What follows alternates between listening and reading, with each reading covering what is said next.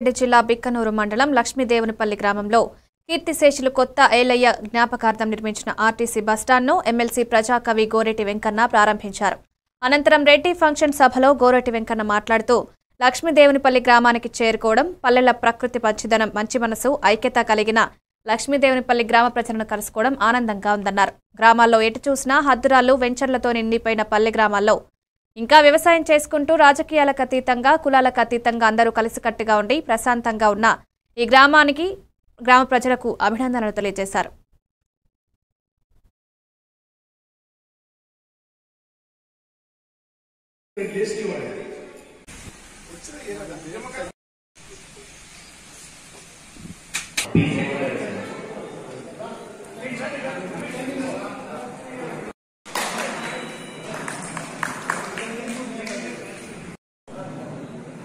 నీలం సంజయ్ రెడ్డి ముఖ్యమంత్రి కానీ సుందరయ్య గారు వస్తే నీలం సంజయ్ రెడ్డి లేచి వాడారు. నెహ్రూ ప్రధాని, సుందరయ్య గారు వస్తే లేచి వాడారు. వాజ్పేయి గారు బీజేపీ, కానీ ఆయన ఏ ఒక్కనాడు వ్యక్తిగతంగా ఇబ్బంది తిట్టలే.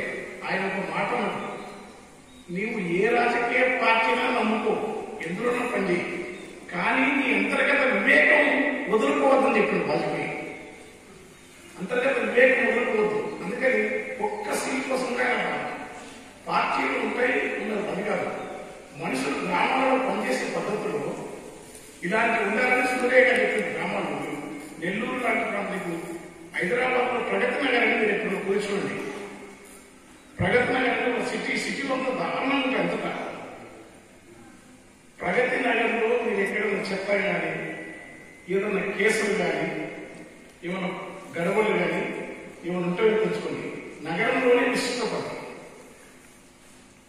అక్కడ పార్టీ ఉంటాయి, కానీ నాకు తెలిసిన సిపిఎం వాళ్ళే సర్పంచ్ మేయర్ అంతకుముందు సర్పంచ్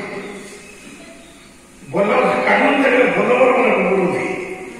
ఆ ఊరిలో నీళ్ళు పంచుతాయి ఎమ్మెల్సీ నా దగ్గరే మానబడాలి. నేనేమో గవర్నమెంట్ సాహిత్య కళాకారులు వచ్చింది.